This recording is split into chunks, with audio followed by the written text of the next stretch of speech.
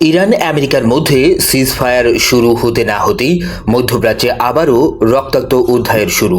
Lebanon আজ শোকে স্তব্ধ। ইসরায়েলি হামলায় দেশ জুড়ে নিহত হয়েছেন 200 জনেরও বেশি মানুষ আর আহত হয়েছেন হাজারের বেশি। এই ভয়াবহ ঘটনার পর লেবানন সরকার বৃহস্পতিবারকে ঘোষণা করেছে জাতীয় শোক দিবস হিসেবে। এদিন সব সরকারি দপ্তর থাকবে বন্ধ আর পুরো দেশে জাতীয় পতাকা থাকবে অর্ধনমিত। শুধু প্রশাসনিক সিদ্ধান্ত নয়, এটা পুরো জাতির শোক প্রকাশের প্রতীক। এই সংকটময় মুহূর্তে লেবাননের প্রধানমন্ত্রী নাজিব নিকাতি এর দপ্তর জানিয়েছে তিনি আন্তর্জাতিক পর্যায়ে কূটনৈতিক যোগাযোগ চালিয়ে যাচ্ছেন। লক্ষ্য একটাই, ইসরায়েলের এই হামলা বন্ধ করা এবং দেশের সব রাজনৈতিক ও কূটনৈতিক শক্তিকে একত্রিত করা। এখন পুরো বিশ্বের নজর মধ্যপ্রাচ্যের দিকে। এই সংঘাত কোথায় গিয়ে থামবে আর কত প্রাণ হারাতে হবে?